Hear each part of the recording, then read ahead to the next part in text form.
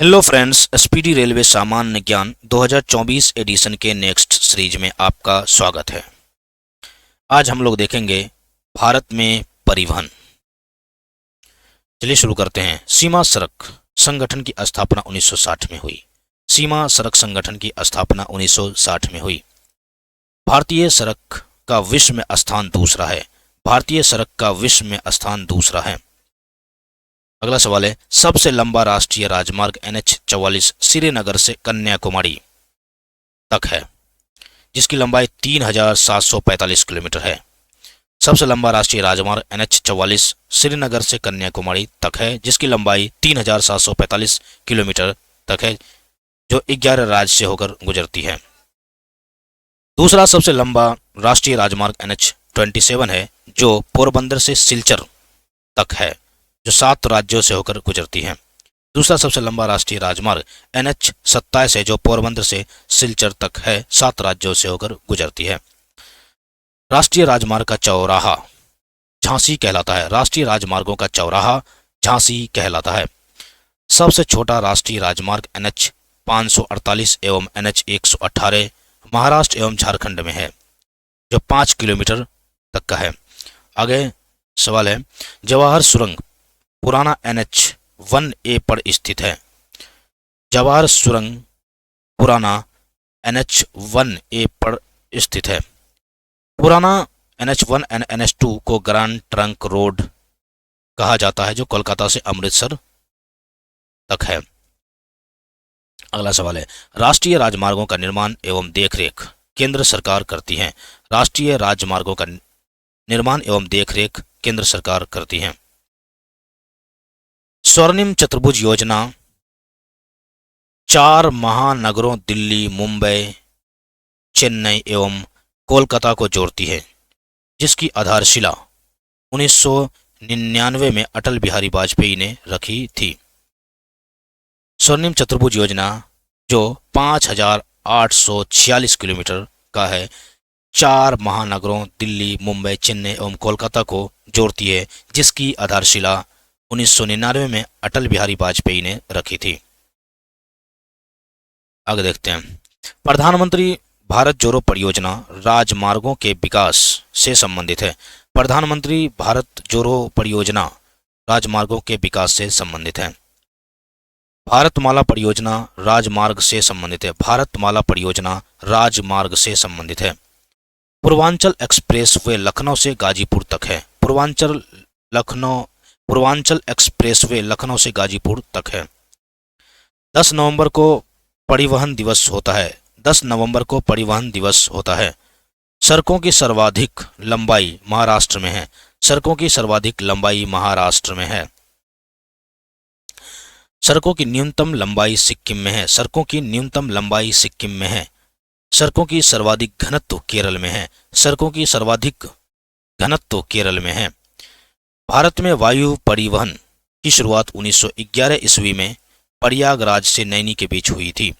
भारत में वायु परिवहन की शुरुआत 1911 ईस्वी में प्रयागराज से नैनी के बीच हुई थी। वायु परिवहन का राष्ट्रीयकरण 1953 में हुआ। वायु परिवहन का राष्ट्रीयकरण 1953 में हुआ। एयर इंडिया की स्थापना 1953 में हुई थी। एयर इंडिया की स्थापना 1953 में हुई थी। भारतीय विमानपत्तन प्राधिकरण का गठन 1 अप्रैल 1995 को किया गया था। भारतीय विमानपत्तन प्राधिकरण का गठन 1 अप्रैल 1995 को किया गया था। कोच्चि, इसको नेंदु बसरी का हवाई अड्डा भारत का प्रथम निजी क्षेत्र का हवाई अड्डा है। कोच्चि का हवाई अड्डा भारत का प्रथम निजी क्षेत्र का हवाई अड्डा है। भारत में 13 बड़े व 200 छोटे बंदरगाह हैं। भारत में 13 बड़े व 200 छोटे बंदरगाह हैं। देश का सबसे बड़ा बंदरगाह मुंबई है। देश का सबसे बड़ा बंदरगाह मुंबई है। देश का सबसे छोटा बंदरगाह पोर्ट ब्लेयर है। देश का सबसे छोटा बंदरगाह पोर्ट ब्लेयर है। सबसे गहरा बंदरगाह विशाखापत्तनम है। सबसे गहरा बंदरगाह विशाखापत्तनम है। मुंबई स्थित नहावा शेवा जो जवाहर लाल नेहरू पोर्ट देश का सबसे आधुनिक बंदरगाह है। मुंबई स्थित नाहवा शेवा जवाहरलाल नेहरू पोर्ट देश का सबसे आधुनिक बंदरगाह है। दीनदयाल बंदरगाह, पूर्व नाम कांडला बंदरगाह, इसका पूर्व नाम जो है कांडला बंदरगाह था। गुजरात स्थित ज्वाड़िया बंदरगाह है। ये दीनदयाल बंदरगाह ज्वाड़िया बंदरगाह है जिसे जिसे मुक्त व्यापार क्षेत्र घोषित किया गया है। आगे देखते हैं। सबसे पुराना एवं कृत्रिम बंदरगाह चेन्नई है। सबसे पुराना एवं कृत्रिम बंदरगाह चेन्नई है। पहला रासायन बंदरगाह दाहेज गुजरात में है। पहला रासायन बंदरगाह दाहेज गुजरात में है। बड़ा पृष्ठ प्रदेश वाला बंदरगाह कोलकाता है। बड़ा पृष्ठ प्रदेश वाला बंदरगाह कोलकाता है। सबसे बड़ा कंप्यूटराइज्ड एवं निगमीकृत बंदरगाह कामराज, पुराना नाम इसका है एन्नौर, चेन्नई में है। सबसे बड़ा कंप्यूटराइज्ड एवं निगमीकृत बंदरगाह कामराज, जिसका नाम कामराज है, अब पुराना नाम था एन्नौर जो चेन्नई में है। वीओ चिदम्बरनार, पुराना नाम जो है तुतीकोरिन, तमिलनाडु में स्थित है, एक मत्स्य बंदरगाह है। वीओ चिदम्बरनार, पुराना नाम जो है तुतीकोरिन, तमिलनाडु में स्थित है, एक मत्स्य बंदरगाह है।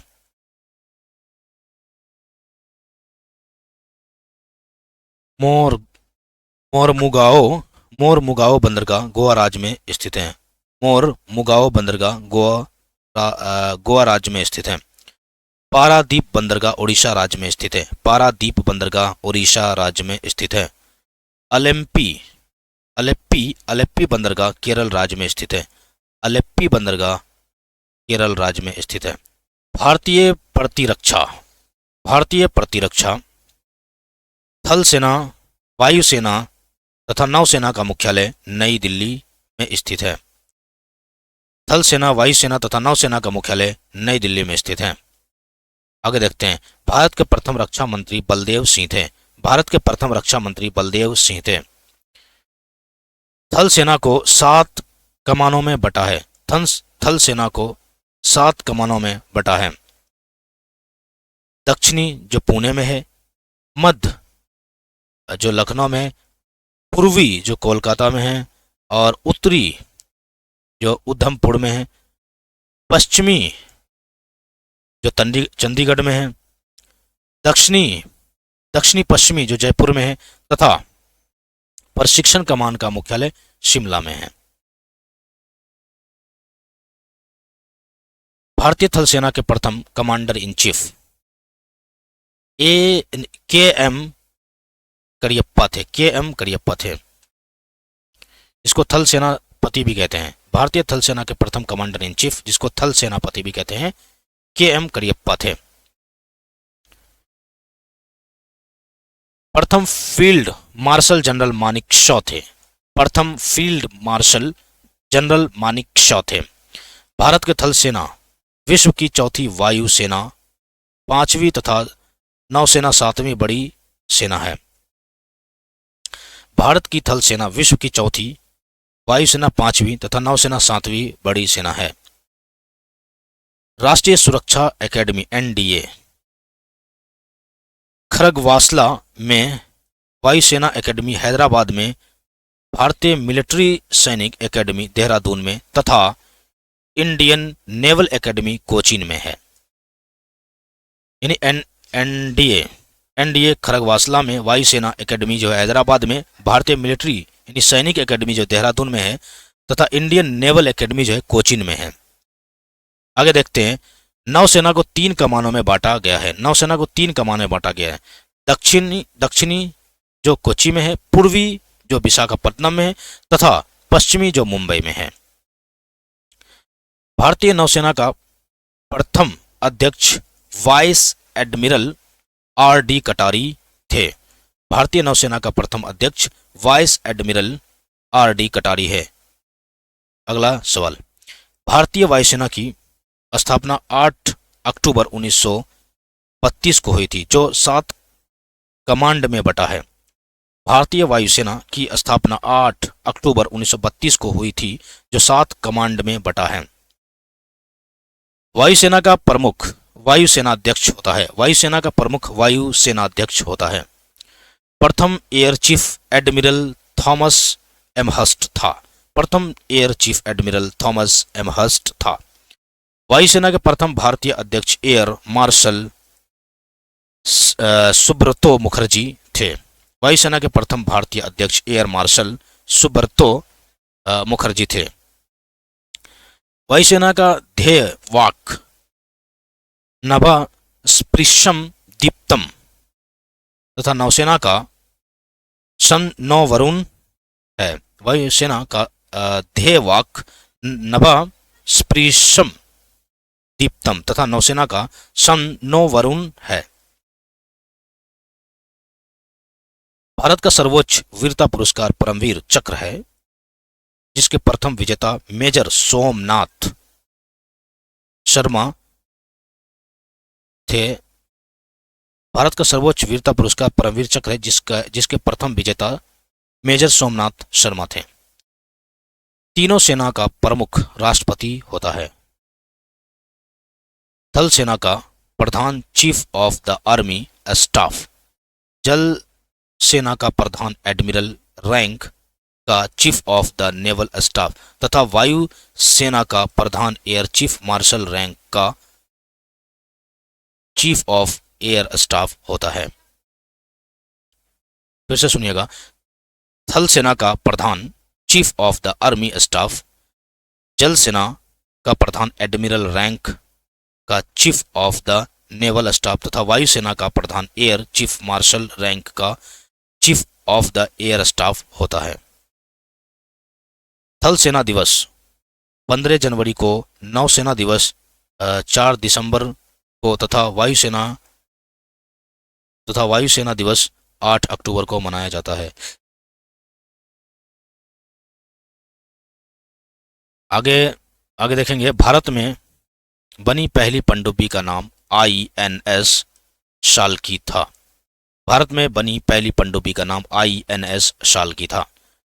स्वदेशी डिजाइन एवं स्वदेश में निर्मित प्रथम प्रक्षेपास्त्र 1988 में प्रक्षेपित पृथ्वी है। स्वदेशी डिजाइन एवं स्वदेश में निर्मित प्रथम प्रक्षेपास्त्र 1988 में प्रक्षेपित पृथ्वी है। भारत का प्रथम टैंक रोधी प्रक्षेपास्त्र नाग है। भारत का प्रथम टैंक रोधी प्रक्षेपास्त्र नाग है। प्रथम विमान वाहक पोत INS विक्रांत है। प्रथम विमान वाहक पोत INS विक्रांत है। भारत में बनने वाला सबसे पहला युद्धपोत INS नीलगिरी था। INS नीलगिरी था। भारतीय नौसेना का पहला नाम रॉयल इंडियन एयरफोर्स तथा नौसेना का सबसे पहला नाम रॉयल इंडियन मैरीन था। भारतीय वायुसेना का पहला नाम रॉयल इंडियन एयरफोर्स तथा नौसेना का सबसे पहला नाम रॉयल इंडियन मैरीन था। आगे देखते हैं, भारतीय बैंकिंग। भारतीय बैंकिंग यूरोपीय पद्धति पर आधारित भारत का पहला बैंक ऑफ हिंदुस्तान 1770 ईस्वी था। यूरोपीय पद्धति पर आधारित भारत का पहला बैंक ऑफ हिंदुस्तान था। सीमित देयता के आधार पर प्रथम भारतीय बैंक अवध कॉमर्शियल बैंक था 1881 में। सीमित देयता के आधार पर प्रथम भारतीय बैंक अवध कॉमर्शियल बैंक था 1881 में।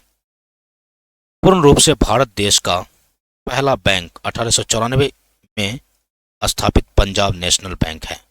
पूर्ण रूप से भारत देश का पहला बैंक 1894 में स्थापित पंजाब नेशनल बैंक है।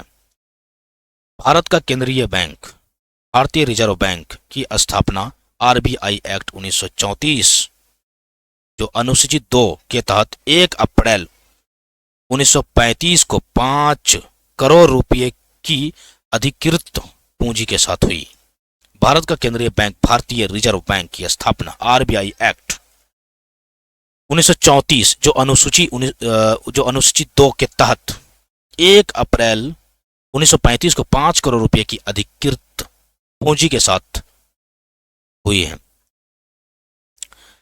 भारतीय रिजर्व बैंक मुख्यालय मुंबई है का राष्ट्रीयकरण 1 जनवरी 1949 को हुआ था। भारतीय रिजर्व बैंक मुख्यालय मुंबई का राष्ट्रीयकरण 1 जनवरी 1949 को हुआ था। भारत का सबसे बड़ा सरकार का बैंकर तथा बैंकों का बैंक भारतीय रिजर्व बैंक है, जिसका वित्तीय वर्ष 1 जुलाई से 30 जून होता है। भारत का सबसे बड़ा सरकार का बैंकर तथा बैंकों का बैंक भारतीय रिजर्व बैंक, जिसका वित्तीय वर्ष 1 जुलाई से 30 जून होता है। रिजर्व बैंक के प्रथम गवर्नर ओसबॉर्न स्मिथ, प्रथम भारतीय गवर्नर C.D. देशमुख था तथा प्रथम महिला डिप्टी गवर्नर K.G. उदेशी हैं। रिजर्व बैंक के प्रथम गवर्नर ओसबॉर्न स्मिथ, प्रथम भारतीय गवर्नर C.D. देशमुख था तथा प्रथम महिला डिप्टी गवर्नर K.G. उदेशी है। केंद्रीय बैंकिंग जांच समिति की स्थापना 1931 ईस्वी को हुई थी। केंद्रीय बैंकिंग जांच समिति की स्थापना 1931 ईस्वी को हुई थी। 1921 में 3 प्रेसिडेंसी बैंकों को मिलाकर एम्पीरियल बैंक की स्थापना की गई। 1921 में 3 प्रेसिडेंसी बैंकों को मिलाकर एम्पीरियल बैंक की स्थापना की गई। 1 जुलाई 1955 ईस्वी को एम्पीरियल बैंक का नाम भारतीय स्टेट बैंक रखा गया, जिसकी अनुशंसा गोरेवाला कमेटी ने किया था। 1 जुलाई 1955 को एम्पीरियल बैंक का नाम भारतीय स्टेट बैंक रखा गया, जिसकी अनुशंसा गोरेवाला कमेटी ने किया था। भारत का सबसे बड़ा व्यावसायिक बैंक SBI है। भारत का सबसे बड़ा व्यावसायिक बैंक SBI है। 19 जुलाई 1969 को पहली बार 14 बड़े व्यापारिक बैंकों, जो कुल जमाए 50 करोड़ रुपए से अधिक थी, का राष्ट्रीयकरण हुआ। 19 जुलाई 1969 को पहली बार 14 बड़े व्यापारिक बैंकों का राष्ट्रीयकरण हुआ, जिसकी कुल जमा 50 करोड़ रुपए से अधिक थी। 15 अप्रैल 1980 दूसरी बार अन्य 6 बड़े व्यापारिक बैंक कुल जमाए 200 करोड़ रुपए का राष्ट्रीयकरण हुआ था। 15 अप्रैल 1980 दूसरी बार अन्य 6 बड़े व्यापारिक बैंकों, जिसका जो है कुल जमा कितना था, 200 करोड़ रुपए था, का राष्ट्रीयकरण हुआ।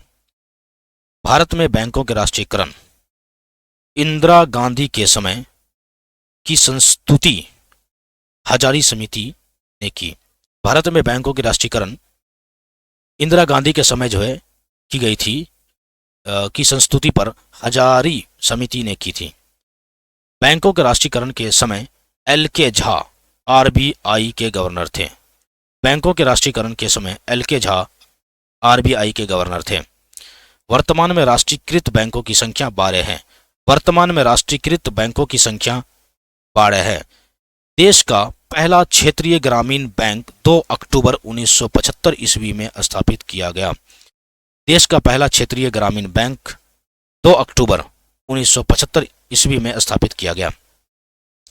2 अप्रैल 1994 को स्थापित UTI बैंक का नाम बदलकर 30 जुलाई 2007 से एक्सिस बैंक किया गया। 2 अप्रैल 1994 को स्थापित UTI बैंक का नाम बदलकर 30 जुलाई 2007 से एक्सिस बैंक किया गया। देश में सर्वाधिक शाखाएं SBI की हैं। देश में सर्वाधिक शाखाएं SBI की हैं।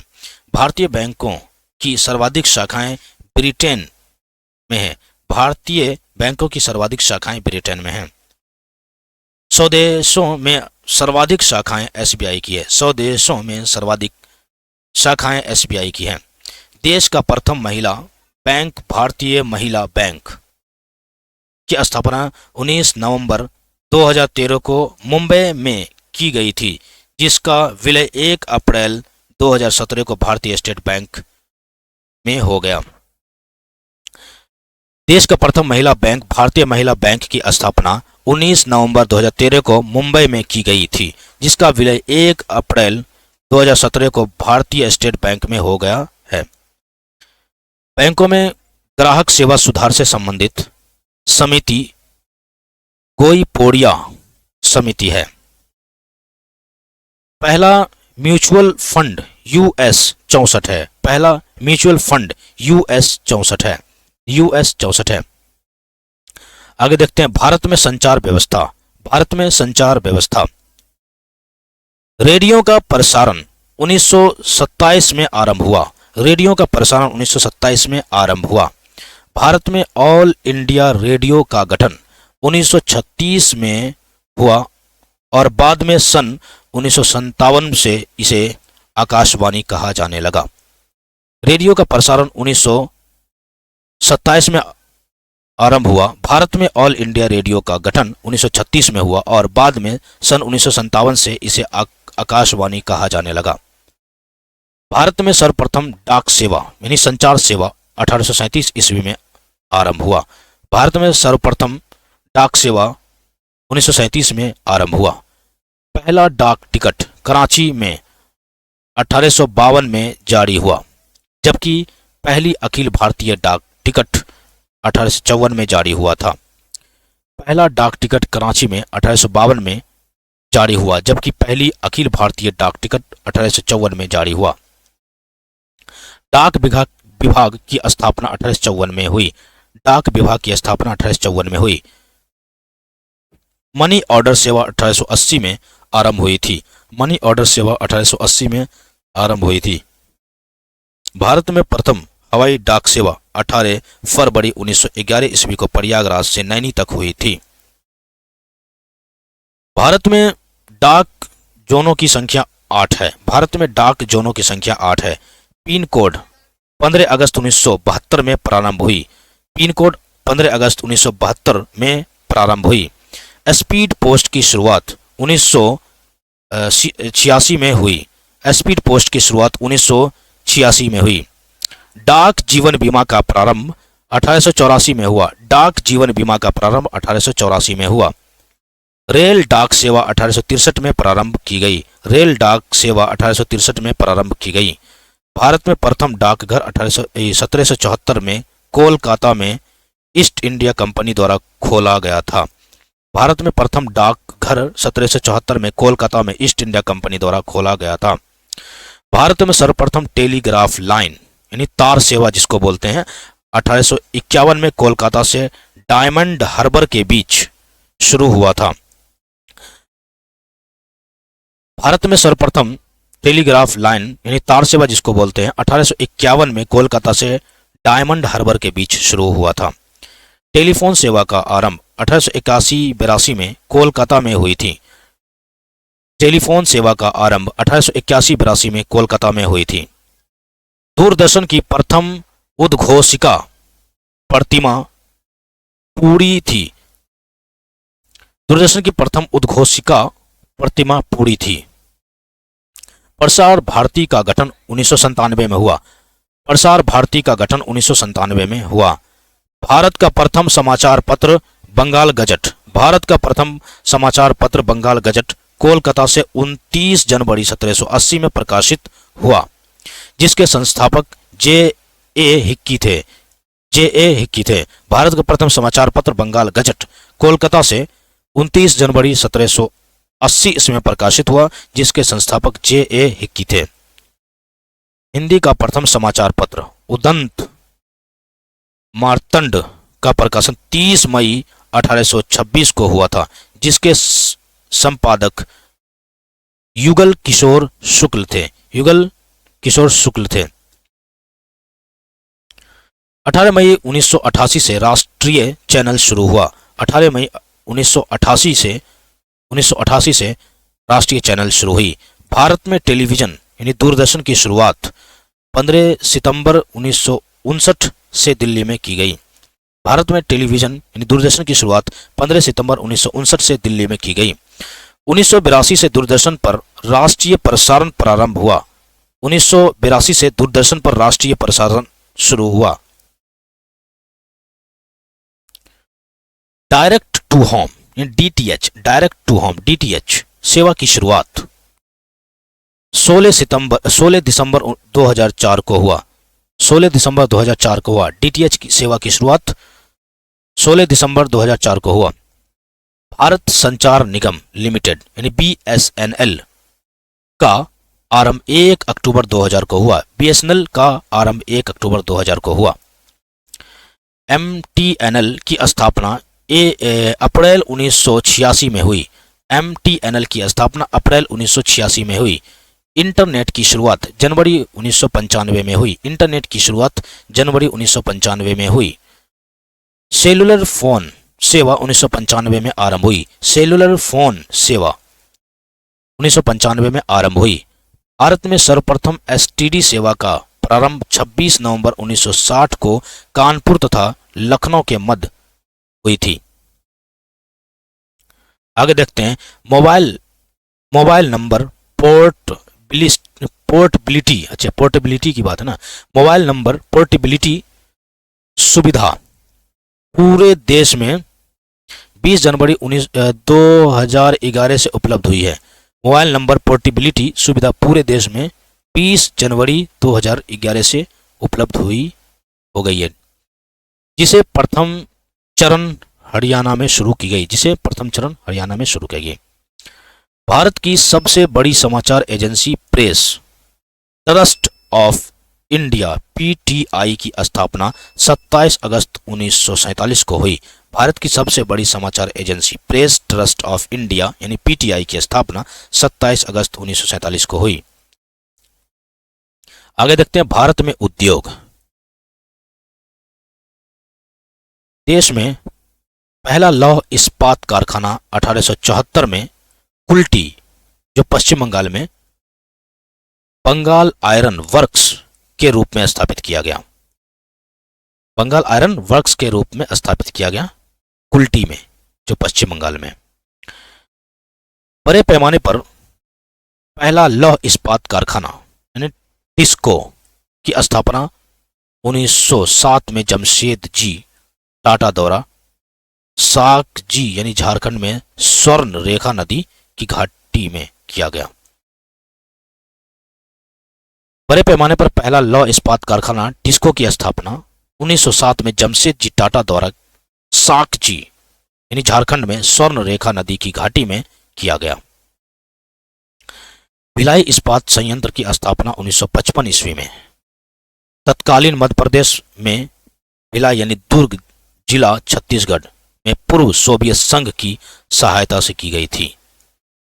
भिलाई इस्पात संयंत्र की स्थापना 1955 ईस्वी में तत्कालीन मध्य प्रदेश के भिलाई में पूर्व सोवियत संघ की सहायता से की गई थी। राउरकेला हिंदुस्तान स्टील लिमिटेड, जो राउरकेला उड़ीसा में है, की स्थापना 1959 में पश्चिमी जर्मनी की सहायता से की गई।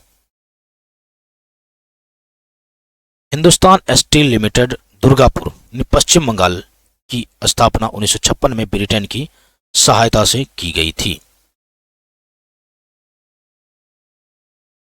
भिलाई, दुर्गापुर तथा राउरकेला के कारखानों की स्थापना द्वितीय पंचवर्षीय योजना काल में हुई थी।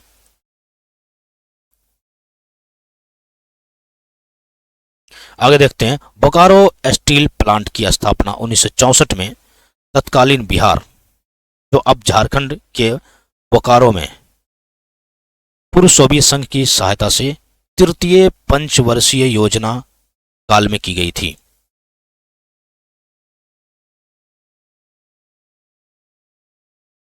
भारत में सूती वस्त्र का पहला कारखाना 1818 ईस्वी में कोलकाता के समीप फोर्ट ग्लास्टर में स्थापित की गई थी। फोर्ट ग्लास्टर में स्थापित की गई थी।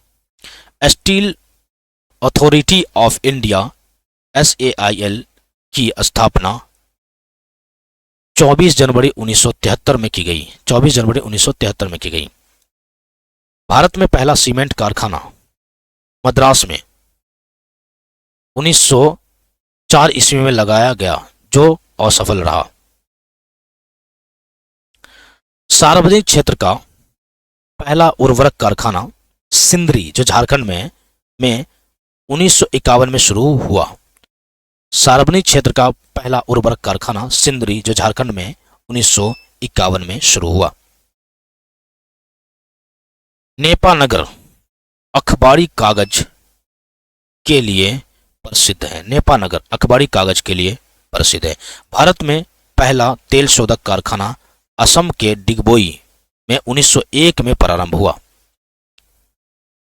असम के डिगबोई में 1901 में प्रारंभ हुआ। भारत का सबसे प्राचीन व बड़ा उद्योग सूती वस्त्र उद्योग है। भारत का सबसे प्राचीन व बड़ा उद्योग सूती वस्त्र उद्योग है। आगे देखते हैं। भारत में जूट का पहला कारखाना 1855 में कोलकाता के रिसरा में स्थापित किया गया। भारत में जूट का पहला कारखाना 1855 में कोलकाता के रिसरा में स्थापित किया गया। कपास को सफेद सोना कहा जाता है। कपास को सफेद सोना कहा जाता है।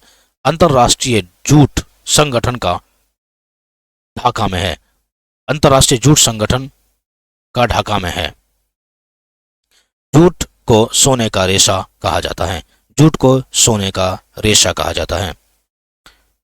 मुंबई को सूती वस्त्रों की राजधानी, अहमदाबाद को भारत का बोस्टन, कानपुर को उत्तर भारत का मैनचेस्टर तथा कोयम्बटूर को दक्षिण भारत का मैनचेस्टर कहा जाता है। फिर से सुनिएगा। मुंबई को सूती वस्त्र की राजधानी, अहमदाबाद को भारत का बोस्टन, कानपुर को उत्तर भारत का मैनचेस्टर तथा कोयम्बटूर को दक्षिण भारत का मैनचेस्टर कहा जाता है।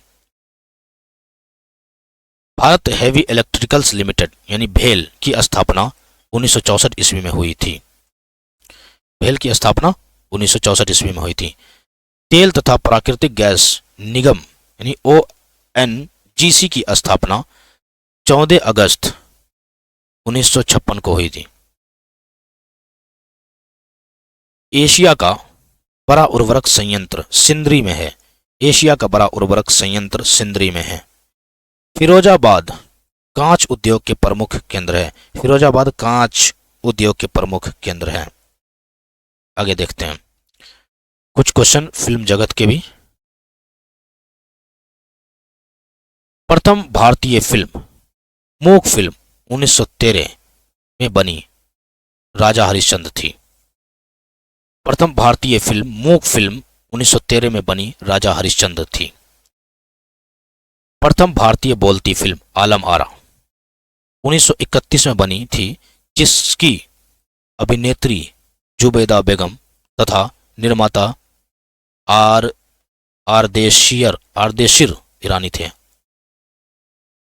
प्रथम भारतीय बोलती फिल्म आलम आरा 1931 में बनी थी, जिसकी अभिनेत्री जुबैदा बेगम तथा निर्माता आरदेशिर ईरानी थे। भारत में पहली बार फिल्म का प्रदर्शन 7 जुलाई 1896 में वाटसन होटल यानी मुंबई में हुआ था। भारत में पहली बार फिल्म का प्रदर्शन 7 जुलाई 1896 में वाटसन होटल यानी मुंबई में हुआ था। भारत में पहली अंग्रेजी फिल्म नूरजहां थी। भारत में पहली अंग्रेजी फिल्म नूरजहां थी। प्रथम भारतीय फिल्म निर्मात्री महिला फातिमा बेगम बुलबुले परिस्तान 1926 में थी। प्रथम भारतीय फिल्म निर्मात्री महिला फातिमा बेगम यानी बुलबुले परिस्तान 1926 थी। स्वर्ण जयंती मनाने वाली प्रथम फिल्म तुकाराम तथा रजत जयंती मनाने वाली फिल्म कपाल कुंडला थी। स्वर्ण जयंती मनाने वाली प्रथम फिल्म तुकाराम तथा रजत जयंती मनाने वाली फिल्म कपाल कुंडला थी। पहली सिनेमास्कोप फिल्म 1959 में बनी गुरुदत्त की कागज के फूल थे। पहली सिनेमास्कोप फिल्म 1959 में बनी गुरुदत्त की कागज के फूल थी। 70 mm में बनी पहली भारतीय फिल्म शोले थे। 70 mm में बनी पहली भारतीय फिल्म शोले थे। विदेश में प्रशिक्षित प्रथम भारतीय फिल्म तकनीशियन दादा साहेब फाल्के थे। विदेश में प्रशिक्षित प्रथम भारतीय फिल्म तकनीशियन दादा साहेब फाल्के थे। श्री धुंधीराज गोविंद फाल्के यानी दादा साहेब फाल्के को भारतीय सिनेमा का जनक कहा जाता है। श्री धुंधीराज गोविंद फाल्के यानी दादा साहेब फाल्के को भारतीय सिनेमा का जनक कहा जाता है। 1922 में पहली बार मनोरंजन कर बंगाल सरकार ने लगाया जो 12.5% था। 1922 में पहली बार मनोरंजन कर बंगाल सरकार ने लगाया जो 12.5% था। प्रथम भारतीय अंतर्राष्ट्रीय फिल्म समारोह 24 जनवरी 1952 में बम्बई में हुआ था। प्रथम भारतीय अंतर्राष्ट्रीय फिल्म समारोह 24 जनवरी 1952 में बम्बई में हुआ। भारत रत्न से सम्मानित फिल्म जगत के प्रथम व्यक्ति सत्यजीत रे थे 1992 में। भारत रत्न से सम्मानित फिल्म जगत के प्रथम व्यक्ति सत्यजीत रे थे 1992 में। राष्ट्रीय फिल्म पुरस्कार से सम्मानित पहली हिंदी फिल्म मिर्जा गालिब 1954 में। गीतकार प्रदीप का वास्तविक नाम रामचंद्र द्विवेदी प्रदीप था। गीतकार प्रदीप का वास्तविक नाम रामचंद्र द्विवेदी प्रदीप था। फिल्मों में पहला संगीत निर्देशक का गौरव फिरोज शाह मिस्त्री को प्राप्त है। फिरोज शाह मिस्त्री को प्राप्त है। राज्यसभा के सदस्य के रूप में चुनी जाने वाली पहली अभिनेत्री नरगिस दत्त थी। वास्तविक नाम इसका था फातिमाए रशीदा। राज्यसभा के सदस्य के रूप में चुनी जाने वाली पहली अभिनेत्री नरगिस दत्त थी। इसका वास्तविक नाम फातिमाए रशीदा थी। दादा साहेब फाल्के पुरस्कार 1969 से सिनेमा के क्षेत्र में दिया जाता है। दादा साहेब फाल्के पुरस्कार 1969 से सिनेमा के क्षेत्र में दिया जाता है। दादा साहेब फाल्के पुरस्कार पाने वाली प्रथम महिला देविका रानी रोरिक 1969 में तथा प्रथम गीतकार मजरूह सुल्तानपुरी थे। दादा साहेब फाल्के पुरस्कार पाने वाली प्रथम महिला देविका रानी रोरिक थी 1969 में तथा प्रथम गीतकार मजरूह सुल्तानपुरी थे। फिल्म जगत के सर्वोच्च सम्मान ऑस्कर की शुरुआत 1929 में हुई। फिल्म जगत की सर्वोच्च सम्मान ऑस्कर की शुरुआत 1929 में हुई। ऑस्कर पुरस्कार से सम्मानित प्रथम भारतीय महिला भानु अथैया, फिल्म का नाम था गांधी थी। ऑस्कर पुरस्कार से सम्मानित प्रथम भारतीय महिला भानु अथैया, फिल्म का नाम था गांधी। फिल्म टाइटैनिक ने वर्ष 1997 में 11 ऑस्कर पुरस्कार जीता था। फिल्म टाइटैनिक ने वर्ष 1997 में 11 ऑस्कर पुरस्कार जीता था। टीवी धारावाहिक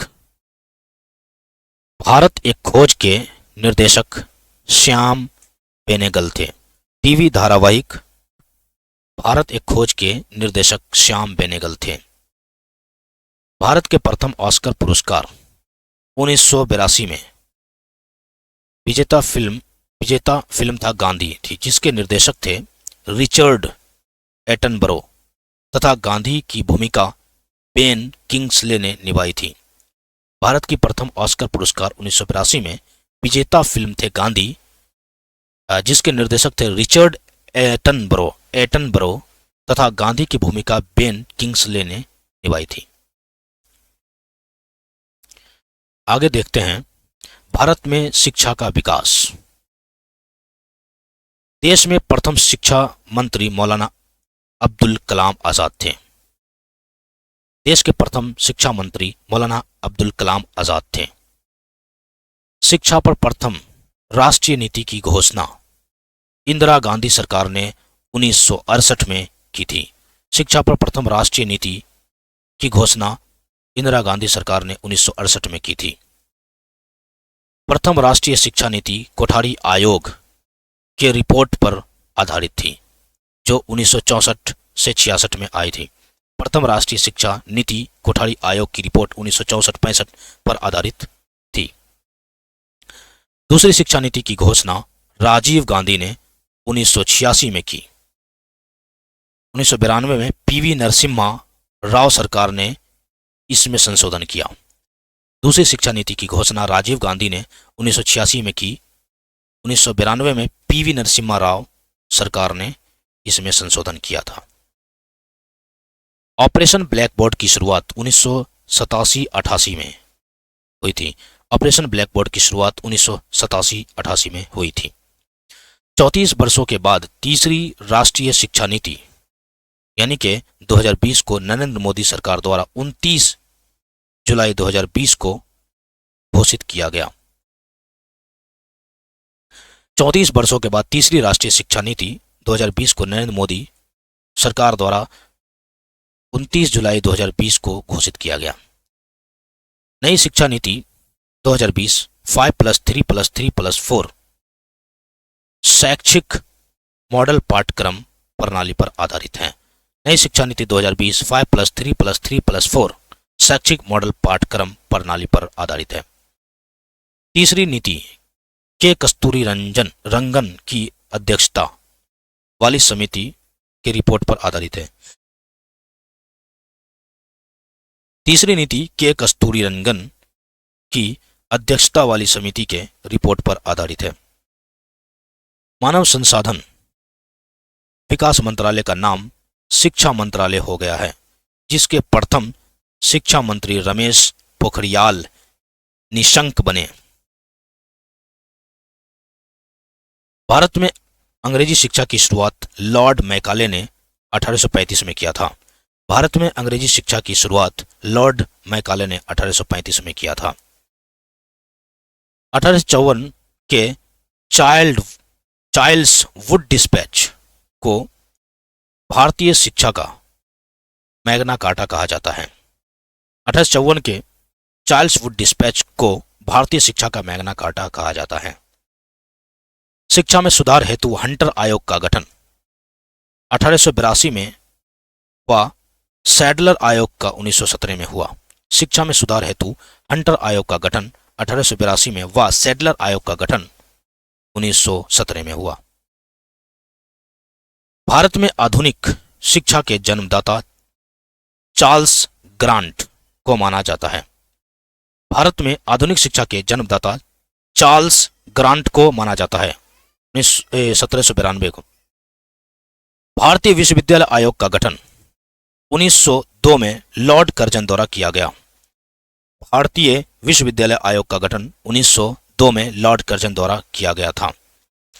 देश का प्रथम खुला विश्वविद्यालय डॉक्टर B.R. अम्बेडकर विश्वविद्यालय हैदराबाद की स्थापना 26 अगस्त 1982 को हुआ था। इंदिरा गांधी खुला विश्वविद्यालय इग्नू की स्थापना 20 सितंबर 1985 को हुई थी।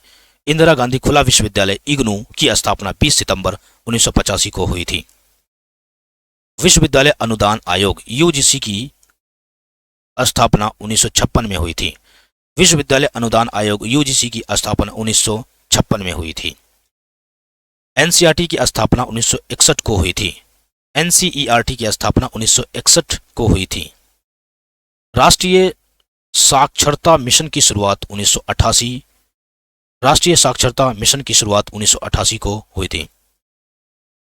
विश्व भारती विश्वविद्यालय की स्थापना रविंद्रनाथ टैगोर ने 1921 में की थी। विश्व भारती विश्वविद्यालय की स्थापना रविंद्रनाथ टैगोर ने 1921 में की थी। देश का पहला IIT संस्थान IIT खड़गपुर की स्थापना 1951 में तथा प्रथम इंजीनियरिंग कॉलेज रुड़की की स्थापना 1847 में हुई थी। देश का पहला आईआईटी संस्थान आईआईटी खड़गपुर की स्थापना 1951 में तथा प्रथम इंजीनियरिंग कॉलेज रुड़की की स्थापना 1847 में हुई थी। फोर्ट विलियम कॉलेज की स्थापना 1800 ईस्वी में लॉर्ड वेलेजली ने कोलकाता में किया था। फोर्ट विलियम कॉलेज की स्थापना 1800 ईस्वी में लॉर्ड वेलेजली ने कोलकाता में किया था। भारत में शिक्षा का मौलिक अधिकार 1 अप्रैल 2010 को लागू हुआ। भारत में शिक्षा का मौलिक अधिकार 1 अप्रैल 2010 को लागू हुआ। राष्ट्रीय शिक्षा दिवस 11 नवंबर। राष्ट्रीय शिक्षा दिवस 11 नवंबर। कोलकाता, मद्रास, मुंबई विश्वविद्यालय की स्थापना 1857 ईस्वी में की गई। कोलकाता, मद्रास, मुंबई विश्वविद्यालय की स्थापना 1857 ईस्वी में की गई थी। आगे देखते हैं नोबेल पुरस्कार महत्वपूर्ण तथ्य। नोबेल पुरस्कार स्वीडन के रसायनविद अल्फ्रेड बर्नार्ड नोबेल 1833 से 96 के पुण्यतिथि पर उनकी स्मृति में दिया जाता है। नोबेल पुरस्कार स्वीडन के रसायनविद अल्फ्रेड बर्नार्ड नोबेल के पुण्यतिथि पर उनकी स्मृति में दिया जाता है। अल्फ्रेड ने 1867 में डायनामाइट को खोजा। अल्फ्रेड ने 1867 में डायनामाइट को खोजा। नोबेल पुरस्कार शुरुआत 1901 में हुआ था का वितरण प्रति वर्ष 10 दिसंबर को स्टॉकहोम यानी स्वीडन तथा ओस्लो यानी नॉर्वे में होता है। नोबेल पुरस्कार जिसकी शुरुआत 1901 में हुआ का वितरण प्रति वर्ष 10 दिसंबर को स्टॉकहोम यानी स्वीडन तथा ओस्लो यानी नॉर्वे में होता है। नोबेल पुरस्कार 6 क्षेत्रों में यानी भौतिकी, रसायन, शारीरिक विज्ञान अथवा चिकित्सा, साहित्य, शांति एवं अर्थशास्त्र में दिया जाता है। अर्थशास्त्र के लिए नोबेल पुरस्कार स्वीडिश बैंक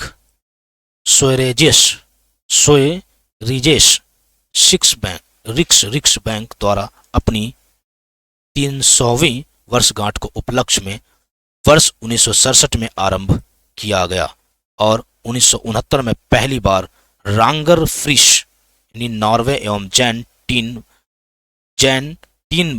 बर्जेन यानी हॉलैंड को प्रदान किया गया। इसको फिर से सुनिएगा, थोड़ा अल्टर नाम भी है। अर्थशास्त्र के लिए नोबेल पुरस्कार स्वीडिश बैंक रिक्स बैंक द्वारा अपनी 300वीं वर्षगांठ के उपलक्ष्य में वर्ष 1967 में आरंभ किया गया और 1969 में पहली बार रांगर फ्रिश नॉर्वे एवं जैन टीन बर्जेन यानी हॉलैंड को प्रदान किया गया। आगे देखते हैं अमर्त्य सेन को वर्ष 1998 में अर्थशास्त्र यानी कल्याण के लिए नोबेल पुरस्कार दिया गया था। The royal Swedish academy of science भौतिकी और रसायन विज्ञान के लिए नोबेल पुरस्कार प्रदान करती है। The royal Swedish academy of science भौतिकी और रसायन विज्ञान के लिए नोबेल पुरस्कार प्रदान करती हैं। आगे देखते हैं स्वीडिश एकेडमी ऑफ लिटरेचर यानी साहित्य के नोबेल पुरस्कार प्रदान करती है। स्वीडिश एकेडमी ऑफ लिटरेचर साहित्य के लिए नोबेल पुरस्कार प्रदान करती है। बैंक ऑफ स्वीडन अर्थशास्त्र के लिए तथा नॉर्वे की संसद स्टॉर्टिंग शांति के लिए नोबेल पुरस्कार प्रदान करती है। फिर से देखिएगा बैंक ऑफ स्वीडन अर्थशास्त्र के लिए तथा नॉर्वे की संसद शांति के लिए नोबेल पुरस्कार प्रदान करती है। क्रोलिंस्का चिरोजिकल इंस्टीट्यूट जो स्वीडन में है शरीर विज्ञान अथवा चिकित्सा के लिए नोबेल पुरस्कार प्रदान करती है। क्रोलिंस्का चिरोजिकल इंस्टीट्यूट यानी जो स्वीडन में है शारीरिक विज्ञान अथवा चिकित्सा के लिए नोबेल पुरस्कार प्रदान करती है। भारत को पहला नोबेल साहित्य के क्षेत्र में 1913 में रविंद्रनाथ टैगोर गीतांजलि के लिए दिया गया था। भारत को पहला नोबेल साहित्य के क्षेत्र में 1913 में रविन्द्रनाथ टैगोर को, जो एशिया में पहले थे, को गीतांजलि के लिए दिया गया था। नोबेल पुरस्कार प्रदान करने वाली पहली भारतीय महिला मदर टेरेसा थी, जिन्हें 1979 में शांति का नोबेल पुरस्कार मिला। आगे देखते हैं। नोबेल पुरस्कार प्राप्त करने वाले एकमात्र मुस्लिम प्रोफेसर अब्दुल कलाम थे। आगे देखते हैं। विज्ञान में नोबेल पुरस्कार प्राप्त करने वाले प्रथम भारतीय सीवी रमन थे। विज्ञान में नोबेल पुरस्कार प्राप्त करने वाले प्रथम भारतीय सीवी रमन थे, जो 1930 में मिला था। आगे देखते हैं। नोबेल पुरस्कार 2019 के तहत 9.0 मिलियन स्वीडिश क्रोनर यानी 7.11 करोड़ दी गई। नोबेल पुरस्कार 2019 के तहत 9.0 मिलियन स्वीडिश क्रोनर यानी 7.11 करोड़ दी गई। द्वितीय विश्व युद्ध के समय 1940 से 1942 तक नोबेल पुरस्कार नहीं दिया गया। नोबेल पाने वाली पहली महिला मैडम क्यूरी है। 1903 में रेडियो सक्रियता की खोज हेतु 1903 में रेडियो सक्रियता हेतु खोज के लिए मैडम क्यूरी को नोबेल पुरस्कार दिया गया था। नोबेल पुरस्कार के किसी एक क्षेत्र में 3 से अधिक व्यक्ति संयुक्त विजेता नहीं हो सकते। नोबेल पुरस्कार के किसी एक क्षेत्र में 3 से अधिक व्यक्ति संयुक्त विजेता नहीं हो सकते। अब तक केवल 2 बार 2 व्यक्तियों को मरणोपरांत यह पुरस्कार दिया गया। अब तक केवल 2 बार 2 व्यक्तियों को मरणोपरांत यह पुरस्कार दिया गया। 1974 में नियम बना कि मरणोपरांत किसी को नोबेल पुरस्कार नहीं दिया जाएगा। 1974 में नियम बना कि मरणोपरांत किसी को नोबेल पुरस्कार नहीं दिया जाएगा। सबसे कम उम्र में नोबेल प्राप्त करने वाली पाकिस्तान की मलाला यूसुफजई 17 वर्ष की थी, जिसे 2014 का शांति का नोबेल पुरस्कार मिला। आगे देखते हैं। नरेगा एवं मनरेगा, इसके बारे में देखते हैं। नरेगा एवं मनरेगा क्या है। नरेगा का पूर्ण रूप राष्ट्रीय ग्रामीण रोजगार गारंटी अधिनियम, इंग्लिश में कहते हैं national rural employment guarantee act. आगे देखते हैं। राष्ट्रीय ग्रामीण रोजगार गारंटी अधिनियम को 25 अगस्त 2005 को संसद में पारित होने के बाद 7 सितंबर 2005 को अधिसूचित किया गया। आगे देखते हैं। इसका शुभारंभ 2 फरवरी 2006 को प्रधानमंत्री मनमोहन सिंह द्वारा आंध्र प्रदेश के अनंतपुर जिले के बंदलापल्ली गांव में हुआ। इसका शुभारंभ 2 फरवरी 2006 को प्रधानमंत्री मनमोहन सिंह द्वारा आंध्र प्रदेश के अनंतपुर जिले के बंदलापल्ली गांव में हुआ। 2 अक्टूबर 2009 को नरेगा का नाम परिवर्तन कर मनरेगा यानी महात्मा गांधी रोजगार गारंटी अधिनियम कर दिया गया। आगे देखते हैं। नरेगा के पहले संस्करण की अवधारणा एवं तैयार जीन द्रेंज यानी बेल्जियम ने किया था। नरेगा के पहले संस्करण की अवधारणा एवं तैयार जीन द्रेंज ने किया था। इस योजना का मुख्य उद्देश्य गरीबी रेखा से नीचे रह रहे लोगों को न्यूनतम 100 दिनों का रोजगार प्रदान करना है, जिसमें महिलाओं की भागीदारी 33% होगी। 15 दिन के अंदर रोजगार ना मिलने पर बेरोजगारी भत्ता देने का प्रावधान है। 15 दिन के अंदर रोजगार ना मिलने पर बेरोजगारी भत्ता देने का प्रावधान है। इस योजना के अंतर्गत निवास स्थान से 5 किलोमीटर के दायरे में रोजगार देने का प्रावधान है। इससे अधिक दूर होने पर 10% अतिरिक्त मजदूरी मिलेगी। आगे देखते हैं। इस योजना के तहत कार्य की अवधि 7 घंटे तथा सप्ताह में 6 दिन ही काम करना शामिल है। इस योजना के तहत कार्य की अवधि 7 घंटे तथा सप्ताह में 6 दिन ही काम करना शामिल है। प्रथम चरण यानी 2006 से 2007 में इस योजना के अंतर्गत देश के 27 राज्यों के 200 जिले तथा द्वितीय चरण 2007-08 में देश के 130 जिले शामिल किए गए। तीसरे चरण यानी 2008 से अब तक 1 अप्रैल 2008 को देश के शेष 274 जिले शामिल किए गए। आगे देखते हैं। वर्तमान में देश के 641 जिले में ये योजना अप्रैल 2008 से लागू है। वर्तमान में देश के 641 जिलों में ये योजना अप्रैल 2008 से लागू है।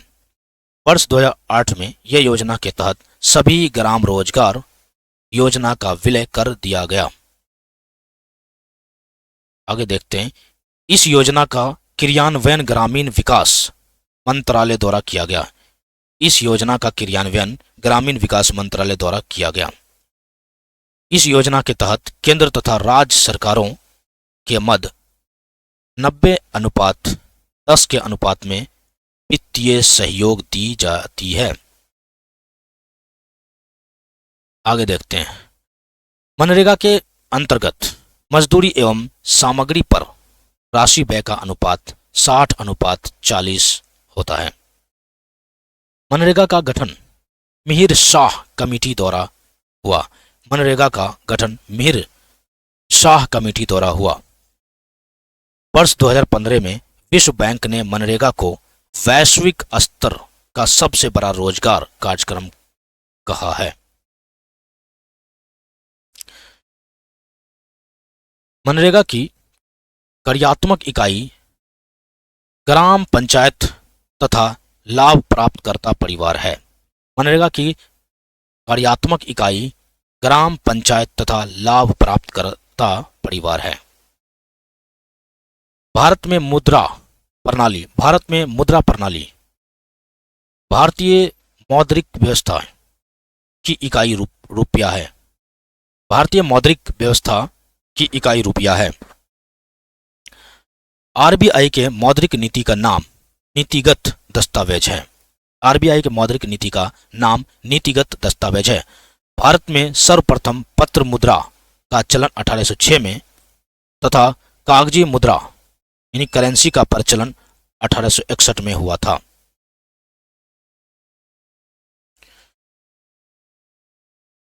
भारत में दशमलव मुद्रा प्रणाली 1 अप्रैल 1957 से प्रारंभ हुआ। भारत में दशमलव मुद्रा प्रणाली 1 अप्रैल 1957 से प्रारंभ हुआ। मुद्रा का अवमूल्यन 3 बार यानी 1949 में, 1966 में तथा 1991 में हुआ। भारत में सिक्कों की टकसाल मुंबई यानी 1830, हैदराबाद में 1903, कोलकाता में 1950 एवं नोएडा में 1989। भारत में सिक्कों की टकसाल मुंबई में 1830, हैदराबाद में 1903, कोलकाता में 1950, नोएडा में 1989 में। करेंसी नोट प्रेस यानी नासिक महाराष्ट्र 10, 50, 100, 500 मूल्य के बैंक नोट छापती है। देवास यानी मध्य प्रदेश स्थित बैंक नोट प्रेस 20, 50, 100, 500 मूल्य वर्ग के नोट छापती है। बैंक और करेंसी नोट कागज तथा नॉन जुडिशियल स्टाम्प पेपर की छपाई में प्रयोग होने वाला कागज का उत्पादन सिक्योरिटी पेपर मिल होशंगाबाद यानी मध्य प्रदेश में होता है। आगे देखते हैं। 1 रुपये के नोट और उससे कम राशि के करेंसी सिक्के वित्त मंत्रालय जारी करता है। 1 रुपये के नोट और उससे कम राशि के करेंसी सिक्के वित्त मंत्रालय जारी करता है। 1 रुपये से अधिक राशि के नोट और सिक्के आरबीआई द्वारा जारी किए जाते हैं। 1 रुपये के नोट पर वित्त सचिव और 1 रुपये से अधिक सभी नोटों पर भारतीय रिजर्व बैंक के गवर्नर का हस्ताक्षर होता है। आगे देखते हैं, भारतीय नोटों पर नोट का मूल्य 17 भाषाओं में लिखा होता है। भारतीय नोटों पर नोट का मूल्य 17 भाषाओं में लिखा होता है। नोट निर्गमन की न्यूनतम कोष प्रणाली को अक्टूबर 1956 में अपनाया गया। नोट निर्गमन की न्यूनतम कोष प्रणाली को अक्टूबर 1956 में अपनाया गया था। ग्रेशम का नियम मुद्रा प्रचलन से संबंधित है। ग्रेशम का नियम मुद्रा प्रचलन से संबंधित है। क्रेडिट कार्ड प्लास्टिक मनी कहलाता है। क्रेडिट कार्ड प्लास्टिक मनी कहलाता है। मुद्रास्फीति में वस्तुओं की कीमत बढ़ती है और मुद्रा का मूल्य गिरता है। भारत में मुद्रा स्फीति की माप थोक मूल्य सूचकांक यानी WPI द्वारा की जाती है, जिसका वर्तमान आधार वर्ष 2011-12 है। मुद्रास्फीति में ऋणी यानी लेनदार को लाभ होता है। मुद्रास्फीति में ऋणी यानी लेनदार को लाभ होता है। मुद्रास्फीति में देनदार को हानि होता है। मुद्रास्फीति में देनदार को हानि होता है। 11 देशों में सर्वप्रथम 1 जनवरी 1999 को यूरो को वैधानिक मुद्रा के रूप में अपनाया। 11 देशों ने सर्वप्रथम 1 जनवरी 1999 को यूरो को वैधानिक मुद्रा के रूप में अपनाया है। वर्तमान में यूरो यानी 20 देशों वर्तमान में यूरो 20 देशों की मुद्रा है। वर्तमान में यूरो 20 देशों की मुद्रा है। भारत का सबसे अधिक विदेशी मुद्रा कच्चा तेल के आयात पर व्यय करता है। भारत सबसे अधिक विदेशी मुद्रा पेट्रोलियम उत्पादन के निर्यात से प्राप्त करता है। भारत सबसे अधिक विदेशी मुद्रा पेट्रोलियम उत्पाद के निर्यात से प्राप्त करता है। सर्वाधिक विदेशी मुद्रा कोष चीन के पास है। सर्वाधिक विदेशी मुद्रा कोष चीन के पास है। सबसे अधिक महंगी मुद्रा पाउंड स्टर्लिंग है। सबसे अधिक महंगी मुद्रा पाउंड स्टर्लिंग है। भारत ने वर्ष 1947 में अंतर्राष्ट्रीय मुद्रा कोष यानी IMF की सदस्यता प्राप्त की। भारतीय मुद्रा के नया चिन्ह रुपया का, जो रो इस तरह लिखते हैं, का डिजाइन IIT मुंबई के स्नातकोत्तर उदय कुमार ने की है। भारतीय मुद्रा का नया चिन्ह जो रो इस तरह लिखते हैं का डिजाइन जो है IIT मुंबई के स्नातकोत्तर उदय कुमार ने की। आगे देखते हैं कला एवं संस्कृति। कला एवं संस्कृति से भरतनाट्यम दक्षिण भारत यानी तमिलनाडु का एकल शास्त्रीय नृत्य शैली है, जिसे विशेष रूप से महिलाओं द्वारा किया जाता है।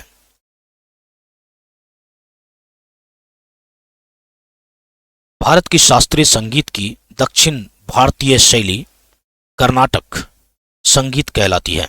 भारत की शास्त्रीय संगीत की दक्षिण भारतीय शैली कर्नाटक संगीत कहलाती है। कर्नाटक संगीत का जनक पुरंदर दास है। पुरंदर दास है। त्यागराज, मिथ्यु स्वामी तथा श्याम शास्त्री कर्नाटक संगीत के त्रिरत्न कहलाते हैं। त्यागराज, मिथ्यु स्वामी तथा श्याम शास्त्री कर्नाटक संगीत के त्रिरत्न कहलाते हैं। भरतनाट्यम के प्रमुख घराना है मैसूर, तंजौर, कांचीपुरम एवं पांडनलूर। लीला सैमसन,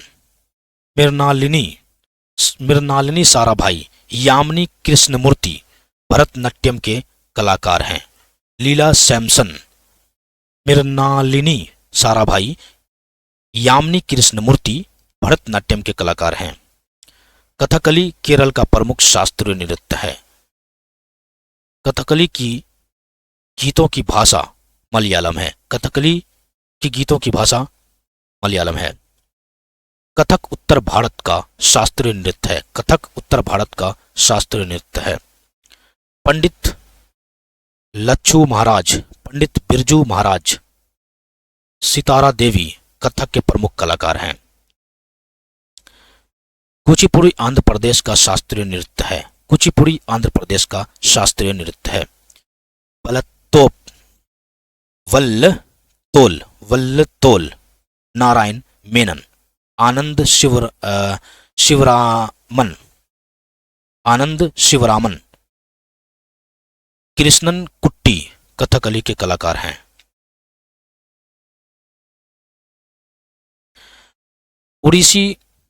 उड़ीसा का शास्त्रीय नृत्य है। उड़ीसा का शास्त्रीय नृत्य है। सोनल मानसी, केलूचरण महापात्र, डोना गांगुली का संबंध उड़ीसी नृत्य से है। भारतीय शास्त्रीय नृत्य में 9 रस होते हैं। भारतीय शास्त्रीय नृत्य में 9 रस होते हैं। मोहिनी अट्टम केरल का शास्त्रीय नृत्य है। यक्षगान कर्नाटक का प्रमुख लोक नृत्य है। यक्षगान कर्नाटक का प्रमुख लोक नृत्य है। मयूरभंज का छाओ युद्ध संबंधी नृत्य है। मयूरभंज का छाओ युद्ध संबंधी नृत्य है। यक्षगान में नृत्य और गान का संगम होता है। यक्षगान में नृत्य और गान का संगम होता है। जात्रा पश्चिम बंगाल का लोक नृत्य है। जात्रा पश्चिम बंगाल का लोक नृत्य है। सबसे पुराना या प्राचीनतम वाद्य यंत्र वीणा है। सबसे पुराना या प्राचीनतम वाद्य यंत्र वीणा है। राग भैरवी प्रातःकाल गाया जाता है। राग भैरवी प्रातःकाल गाया जाता है। राग मियाँ की मल्हार तानसेन की रचना है। राग मियाँ की मल्हार तानसेन की रचना है। हरिप्रसाद चौरसिया एक बांसुरी वादक है। हरिप्रसाद चौरसिया एक बांसुरी वादक है। बिस्मिल्लाह खान शहनाई से संबंधित है। बिस्मिल्लाह खान शहनाई से संबंधित है।